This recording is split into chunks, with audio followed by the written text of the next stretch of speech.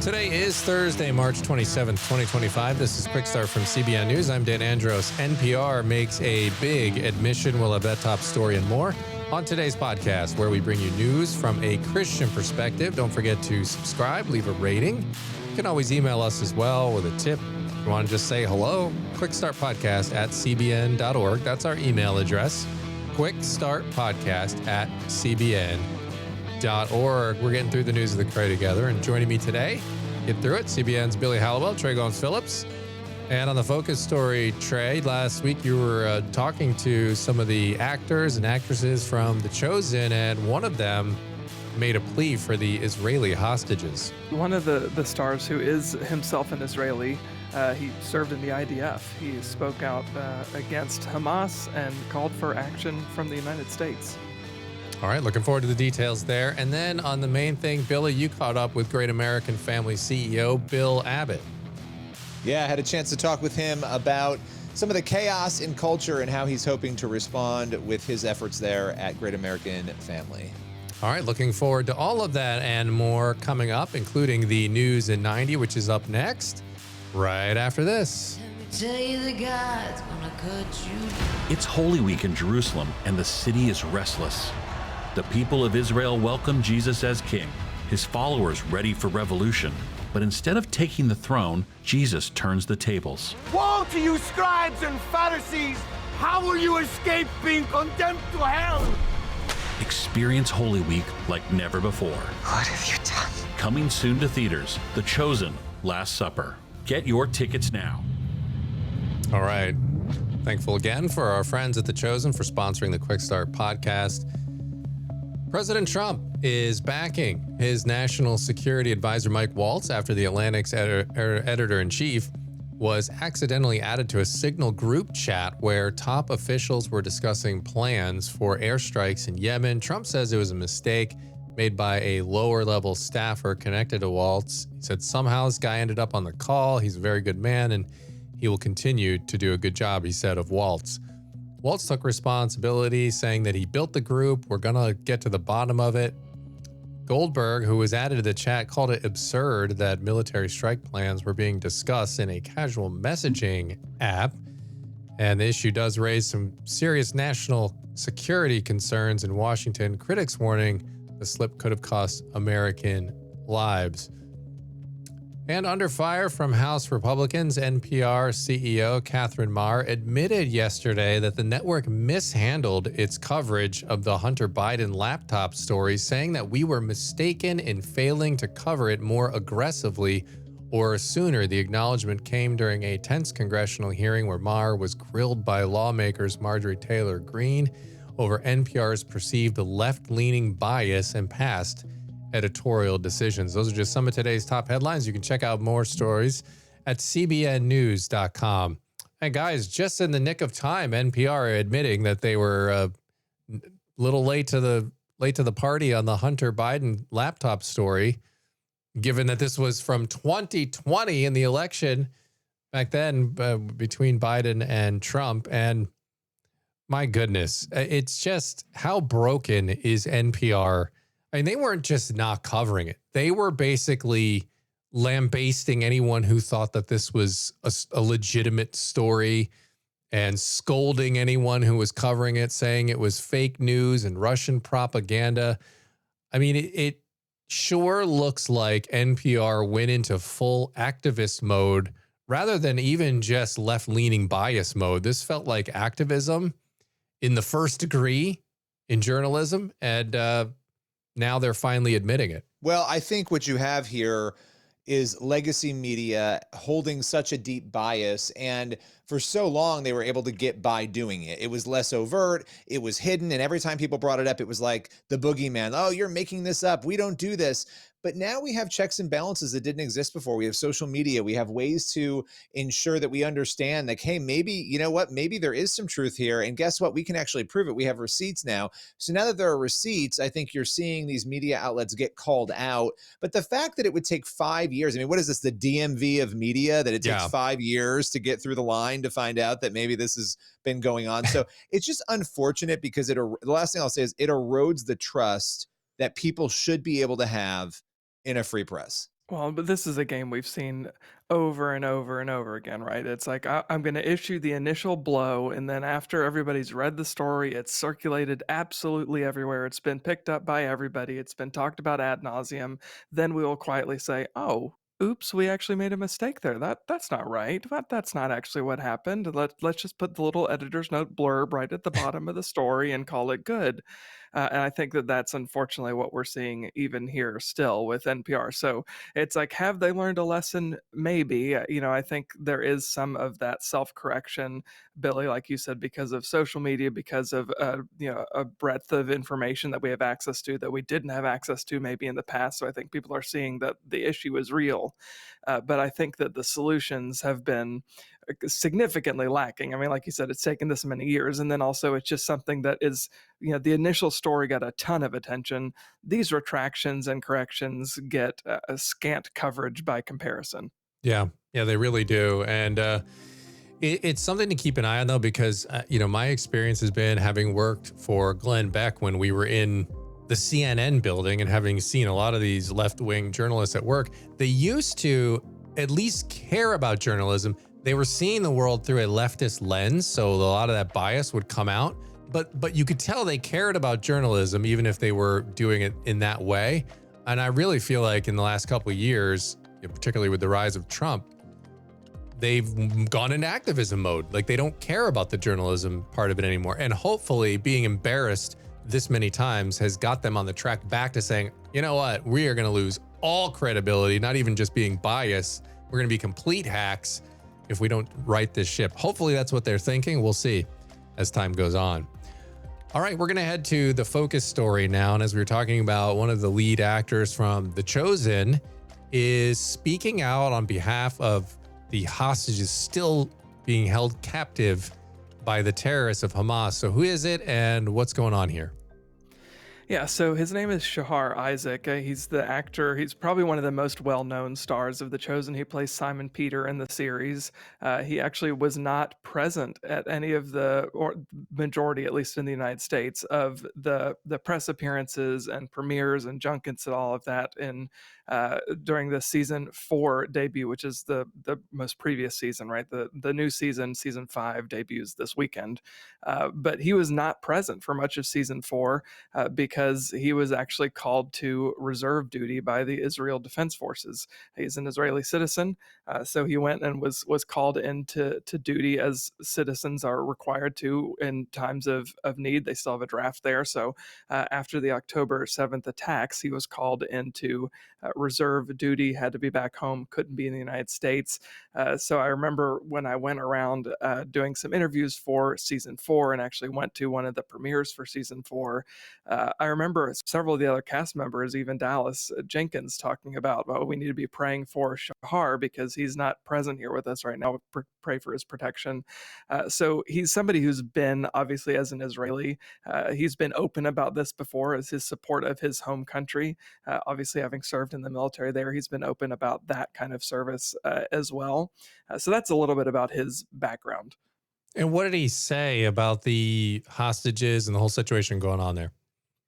So I caught up with him last week during the premiere, like I said, for season 5, which comes out this weekend. He's back in the United States, and he actually happened to be wearing a yellow ribbon when I saw him at the premiere there in Dallas. And I asked him what that was about. Why was he wearing that yellow ribbon? I kind of had an idea, but I wanted to get his take. And he said, to be honest, it's something that's hard to talk about, talking about the number of hostages who are still held by Hamas there in Gaza. He described the situation as both an Israeli and somebody who served in the IDF as, quote, a dagger in our heart and a wound that is still open. He said that the red or the yellow ribbon that he's wearing, quote, represents the fact that there are still hostages that are waiting for rescue. So he's been pretty open about it, like I said, but this was the most open that I've, at least recently, heard him talking about this. And then, of course, he went on to condemn Hamas for what he called the horrors that they are subjecting these hostages to. Yeah, it's really just utterly absurd and tragic and sad that they're even remotely considered and taken seriously at all because of what they've done. I mean, you would never do this with, mean, you just imagine a hostage situation here in America. If some guy went nuts and, grabbed a bunch of people, held him hostage up at his house, nobody would be saying, let's listen to what the guy has to say. Maybe he's been wrong. No one would do that in their right mind. And so why they do it here is a complete and total frustrating head scratcher. But what is the latest with the hostages right now? Yeah, so there are about 59 hostages still held by Hamas. At least that's the latest numbers that we have access to. And there are different accounts as far as how many that Israel believes are likely still alive and how many have been murdered. That number is not exactly clear.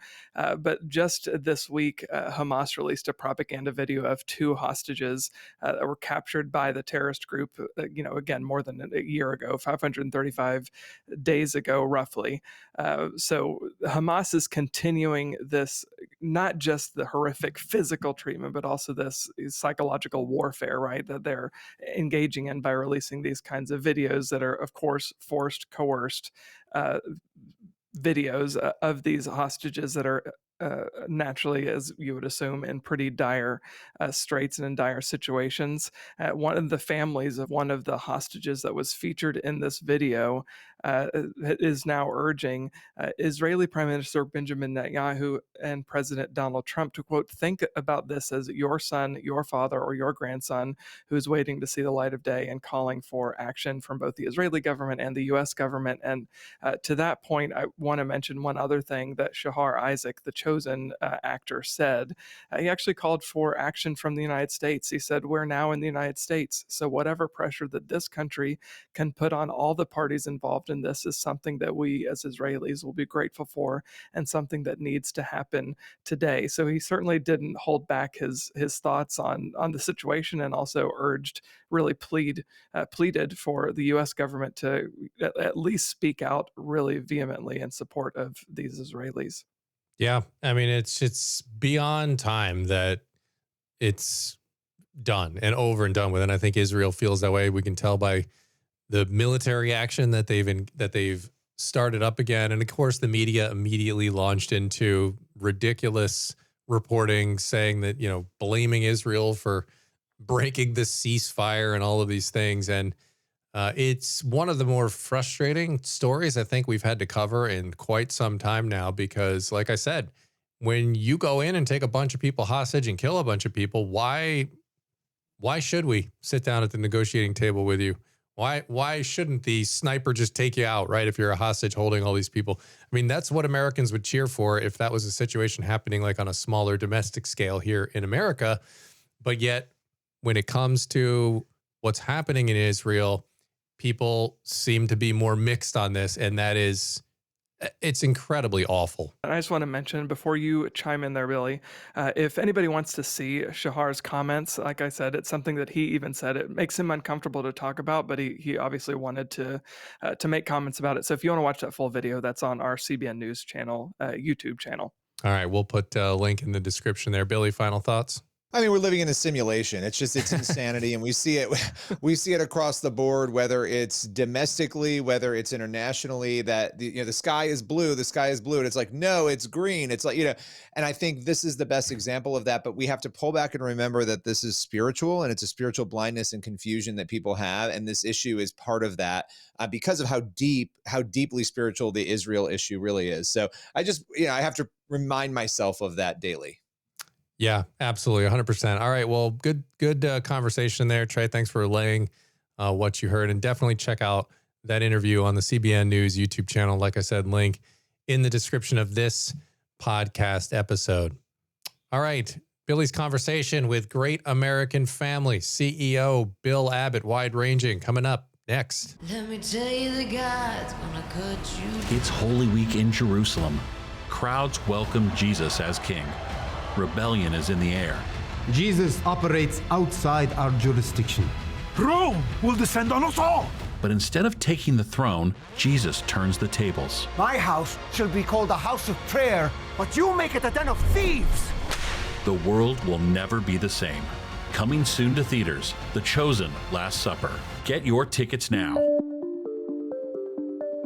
All right, it's time for the main thing now. And as I said, Great American Family CEO Bill Abbott is on a mission to transform faith and family-friendly entertainment. God bless him, because, man, being a parent these days of like I got 20-year-old down to 9-year-old, trying to find content is just an absolute nightmare. Absolute nightmare to find stuff that's family-friendly and good. So glad he's on that mission. But he joined Billy for today's main thing. So Great American Media, you have had incredible success. What has been the key to that? It's serving the audience. We have a very loyal audience, and we happen to believe the majority of the country wants to see traditional family values and really experience content that's supportive of faith, family, and country. And you look at Hollywood, and 99% of what's produced is, anti-culture, what we know as the culture, and anti-American. Faith, people of faith are demeaned and mocked. Families are never shown in the traditional sense. And so, we want to be uplifting, we want to be positive. We want to support those key core pillars, faith, family, and country. And the audience has reacted in an incredibly positive way. So, very fulfilling. Yeah, no, it's amazing. I mean, why do you think it's so funny? Because what you just described is so true, and yet you have evidence that when you actually show the things you described, people respond really well. They love it. Why do you think Hollywood for so long has ignored that reality then? Yeah, I think you have a lot of people, not only on the left, but the far left, that are running these companies. And they are going to promote their agenda. They're going to do whatever they can to social engineer content and to create things that that try and create a sense of normalcy around some things that, frankly, are against our principles and against the majority of the country, probably 99% again of the country. So, I think that we're not going to win awards. We're not going to be, the water, because we're not going to get written about the way, other networks and other shows will, that are quote unquote provocative. Yeah. And pushing the envelope and exciting. And so, but we'll happily sit in our space with the majority of the country. Well, and people are loving it. I mean, the content has spoken for itself. You've been in the space for a long time. I mean, you've been doing this for a long time. What's been the biggest lesson you've learned just about what you just said, standing by what you believe to be true? Well, I was blessed to have the best CEO I ever worked for still was Tim Robertson, who, I was at CBN when it was CBN Family Channel, and we became the Family Channel, and I learned so many lessons from an extremely strong and committed management team that was very focused on being who you are, on expressing that on air, on screen, never deviating from it, and taking the consequences and having that, playing that game and having that battle. And I saw Tim do it just time and time again. And the way he stood up for the culture, and at the time it was the baby boomers and the Christians, and that the way the right has evolved over time. And I think that the CBN and the Family Channel have a lot to do with the success of media, and certainly Hallmark, and now with us. CBN was the beginning, the founder in the cable space. It's so funny, right? How, you look back at that and you see where things are now, and this incredible opportunity that you have. Even culture, the culture is shifting and changing so much in the last couple of months, even as we're sitting here, and it feels like the openness to this kind of content is going to be even bigger and broader. I've heard that a number of times here, and I think that certainly people are more willing to admit it and express it. But my email traffic hasn't really increased since the election. And in fact, I think people can finally take a sigh of a breath of relief, given the censorship and the outrageous scandals. It's really scandalous what had happened in the 2020 through 24. So, we're very blessed that things have changed. Where do you want to see Great American in 5 years? Well, currently, as we sit today, we are the leading streaming provider of faith and family content that's supportive of country. Linear TV is a place where we have had a lot of success, but that landscape is changing dramatically. Every day the cord gets cut by more and more people, so we're cognizant of different outlets for our content. And it's a the North Star is just to serve our subscribers and our audience and be that go-to destination. And, we've accomplished a lot of that, and we actually, the heritage and the people at PureFlix that we, now are the beneficiaries of all the work that was done there. They were very visionaries as well in 2015, starting a streaming service and being at the forefront of that. So we're the beneficiaries of that, and we just want to continue that mission. And that is our mission, and we will never deviate. It is entertainment without compromise. We will never compromise our standards or let our viewers down. What has been, we talked about rewarding things you've learned. What has been the biggest challenge in this? Because it is hard to do what you're doing, and you've been successful at it, but it's challenging. Yeah, no question. I think you look at Peacock, for example, and their last quarterly earnings report, $382 million of loss in the quarter, just with Peacock. So, there's no question streaming is difficult. It's you have to create a lot of content. You need to keep subscribers happy and feeling good about your brand and about what you're doing.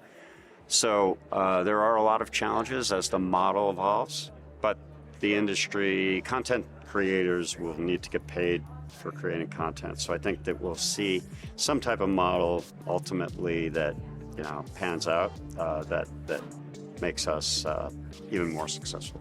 Well, I so appreciate you taking the time and joining us today. Great to see Billy, and the heritage and certainly the tradition of CBN lives on for a long time. All right. Appreciate that conversation there. And on this Friday Junior edition of the Quick Start podcast, that's going to leave us with time for one last thing. Yes, we are looking at 2 Corinthians 5:7, for we live by faith, not by sight. Simple reminder, love that verse, and it just gets us focusing on our faith and what matters most. I think it's a great reminder to look to the Lord for all things, and not necessarily look for an explanation either, right? Trust in God. We know His character. We don't always know what that's going to look like. Amen. Great spot to leave it on this edition of the Quick Start podcast. As always, get yourself on over to cbnnews.com and faithwire.com. You're going to get your news from a Christian perspective over there. Lord willing, and that creek don't rise up on us. We shall return tomorrow with more news from a Christian perspective. God bless. We'll see you then.